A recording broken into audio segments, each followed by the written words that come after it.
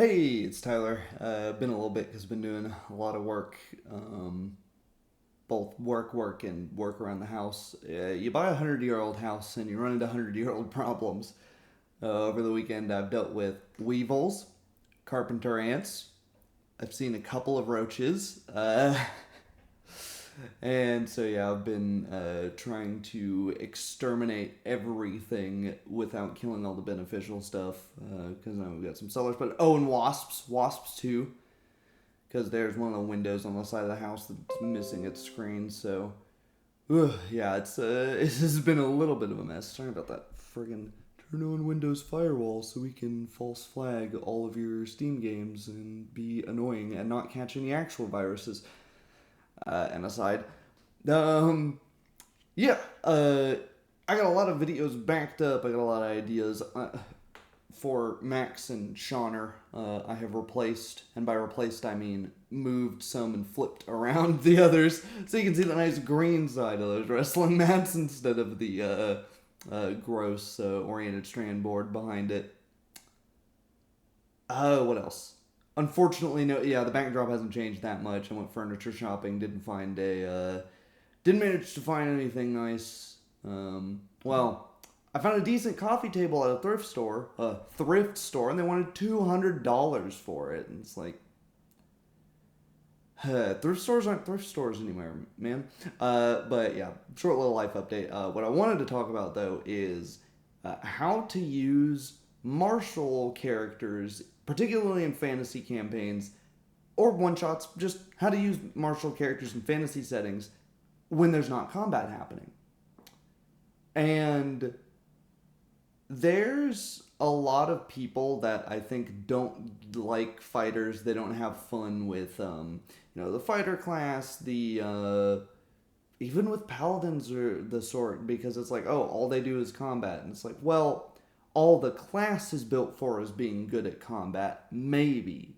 Paladins have, some spells. They have some healing and all of that, and you can find utilities for that. But what about the guy, the barbarian, the fighter,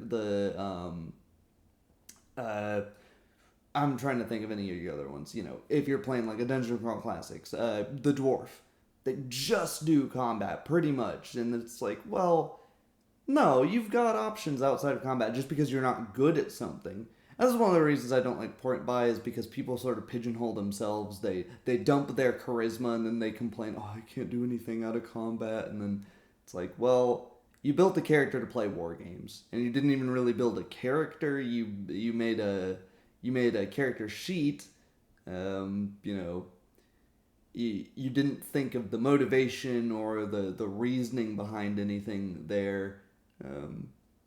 The backstory behind, why does your character have ranks in craft weapons?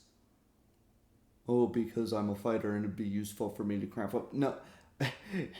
Yes, maybe, right? We do things in real life because they are useful, which is one of the reasons I don't mind builds, right? I've built myself to be a technical writer, I have actively gone through and seeked the schooling and the internships and jobs to build my skills as a technical writer. I've mentioned that in another video. I like build guides. I like using them, but you have to think of the character. Why are they using this crap blacksmithing stuff? Well, out of combat, maybe you don't have abilities on your character sheet that say you get to roll, I don't know, advantage when you're talking with somebody. You have +5 to your diplomacy, or plus, 10 to your diplomacy, or whatever. You have +3 to intimidate. But if you're in a game where people are role playing and the GM, DM, whatever, is using logic to give you benefits to situations or even give you automatic successes to situations, this shouldn't be a problem. You should be very free to get creative. The session 2 or 3 sessions ago, I can't remember, one of my players is, actually it happened last session too. He has an adamantine greatsword in this Pathfinder campaign. And he uses it like adamantine, like someone with, superhuman strength would use a sword that can cut through pretty much everything. He creates these ridiculous, Wile E. Coyote situations where he's just like, Oh, there's a door?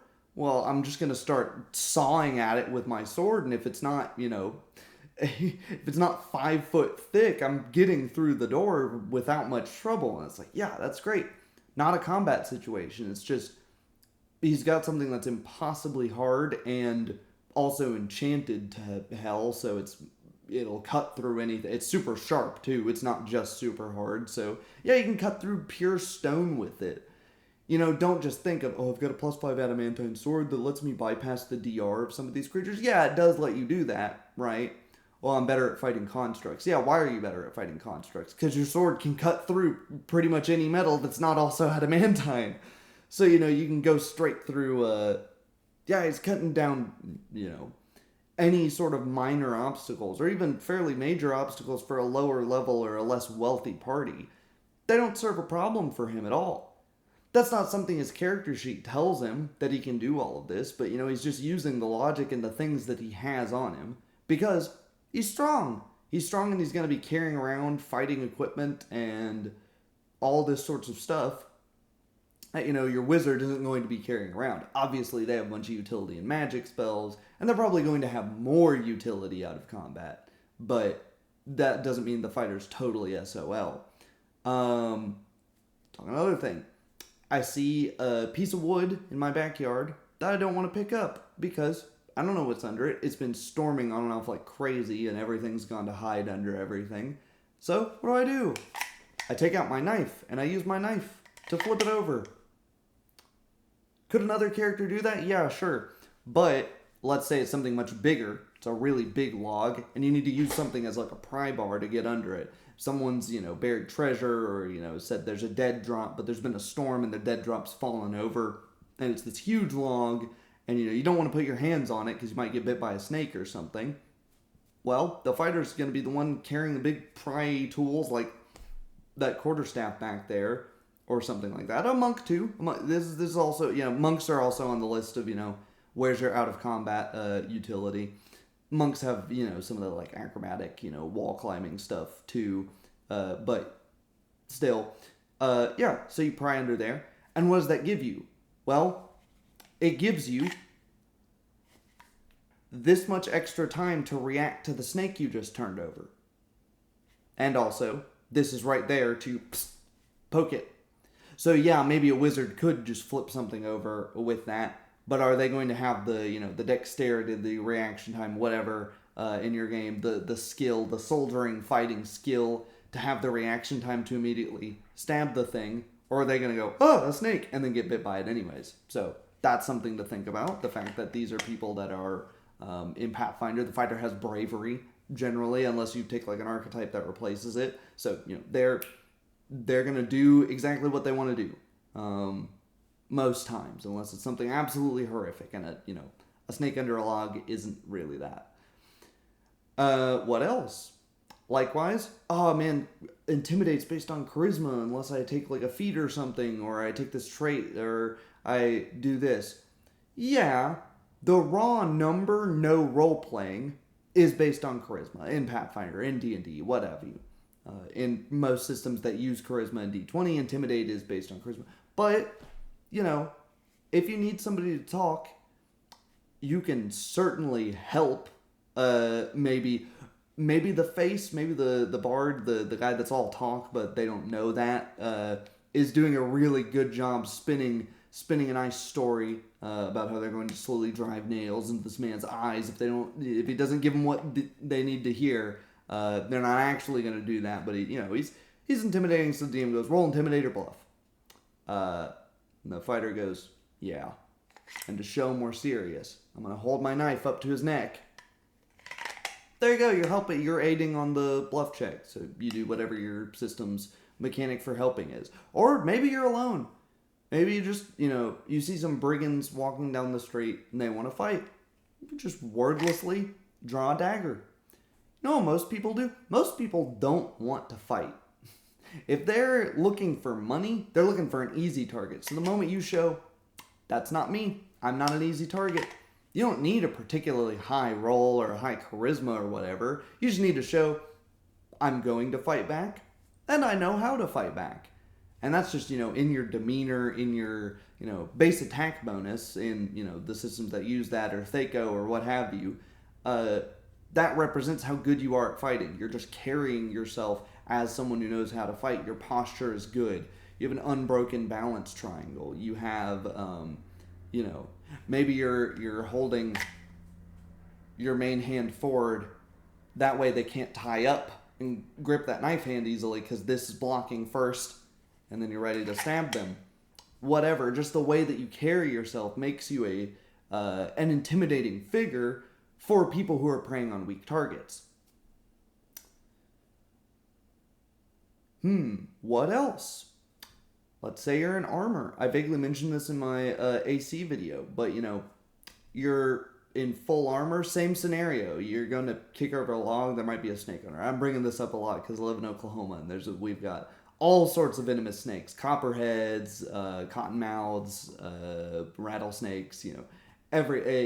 Pretty much everything that can kill you pretty quick lives in the South. And we've got both of the medically significant spiders, fiddlebacks and black widows, brown recluses, if you don't know what a fiddleback is. So, maybe you don't want to, well, you got big gauntleted hands. You're flipping over every rock. You don't care. You're kicking them over with your metal sabatons. Oh, there's a spider. Or scorpion, or whatever. Especially in a fantasy campaign, maybe it's some super venom that kills you on the spot instantly, and you don't even have time to get to a cleric or a medic of any sort. Stuff like that. Think of ways to use your mundane gear. Like I said, you're also you're probably going to be the strongest, if not one of the strongest people in your party. You can carry a ton of crap.